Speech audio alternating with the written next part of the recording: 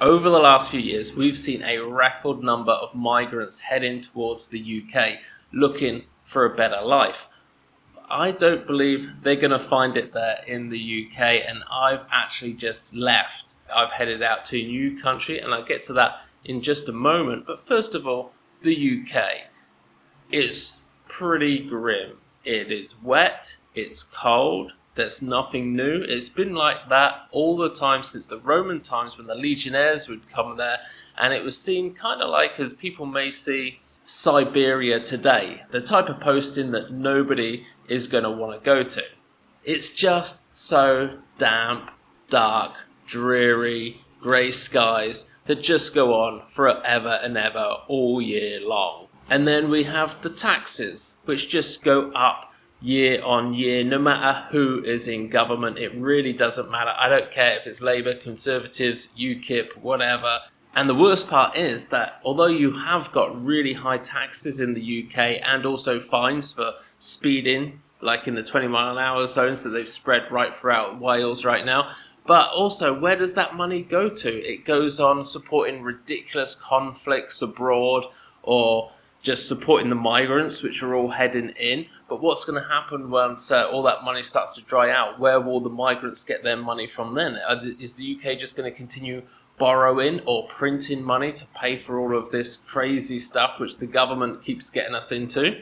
Look, all I know is that I don't think the UK can really go on in the way that it is. It's just going downhill year on year. Certainly over the last 2 years since the 2008 financial crisis, things are getting worse and worse. One of the worst things for myself here on this channel, if you've been watching for a while, you'll know that I've traded cryptocurrency ever since 2017, and the banks in the UK have been really, really hard on anybody that's involved in crypto in any way. It's really hard to get your money from the bank into Bitcoin or something like that. And I had the problem a year or so ago. So Bitcoin had gone all the way down to about 17,000. I tried to trade in £20,000 from my bank account and put it across in parts, not just a 20 grand lump sum, but just in sort of 5,000 or 3,000.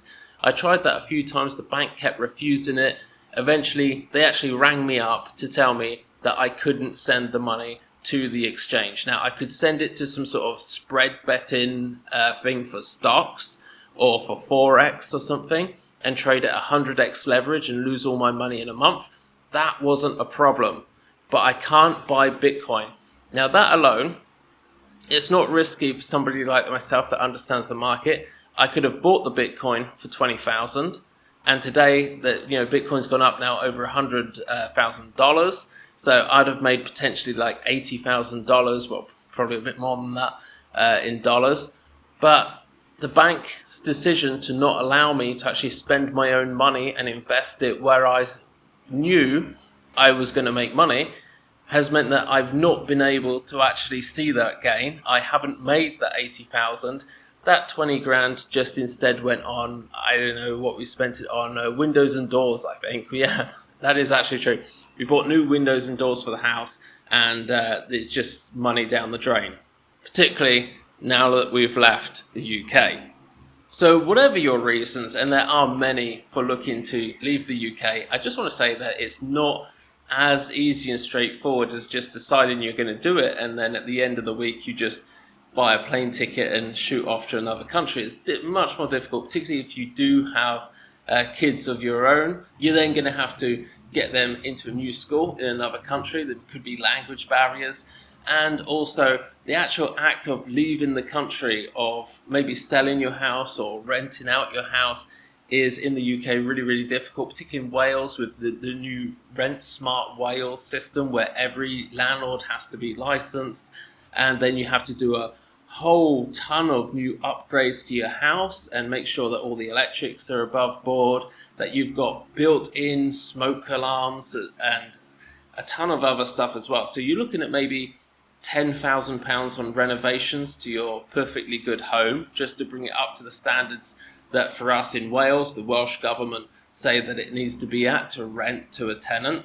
And that all, of course, takes a lot of time getting that all up to standard so that a lettings agent is actually legally allowed to rent out your property. Now, we're not at that stage yet. We've left despite all of that and are just going to pay to get that done now that we've already left, and we've left the house back in Wales completely empty and just looking to get that done over the next few months and eventually maybe have the place rented out. But was it worth it? Absolutely yes, without a doubt. Just being able to get to another country where they've got a lot less, I wouldn't say less bureaucracy, but a lot less rules, cameras watching you every time, trying to catch you when you slip up going over 20 miles an hour on some sort of road. Being in a country where you're much more free to just go out and live a free life in a free country, to be able to say whatever you like on social media without the fear that the police are going to come kick down your front door. And also to live in a country which isn't pushing for war in any other countries. They're just looking to defend their own territory.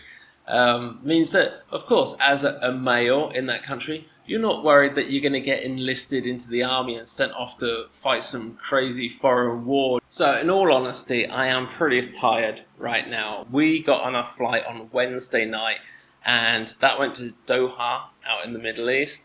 And then we took another flight, which again was about 8 or 9 hours, which was actually delayed. And basically, long and short of the story is we left on Wednesday, we arrived on Saturday, and it was just non-stop travel, plane after plane, waits in airports. And, you know, with a couple of kids, it's pretty hard, but doable. And then once you get here and actually are able to see the sun, it's great. The warmth of it, it's beautiful. And just being able to enjoy fresh food as well. And it's very different from the UK. It's a lot more less expensive than the UK. So, you know, food and drinks, taxi rides, extremely cheap.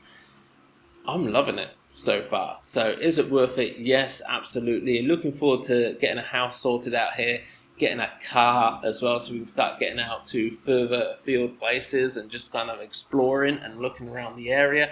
And of course, the freedom to once again trade crypto, have money go from the bank or wherever you've got it into some sort of cryptocurrency exchange, probably from my bank here in this country.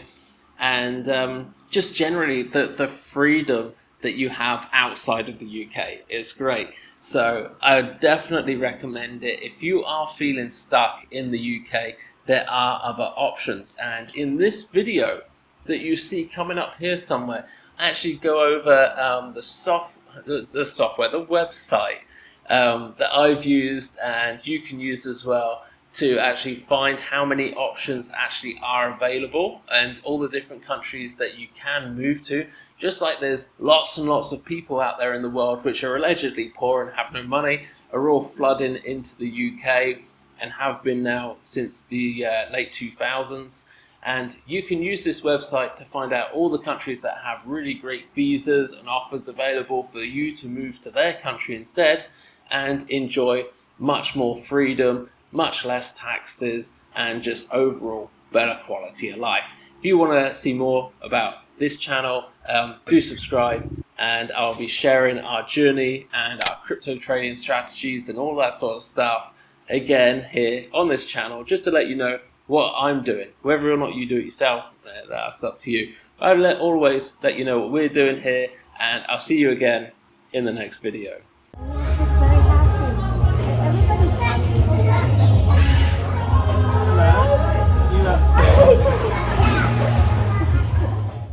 And I am now going for a well-earned nap.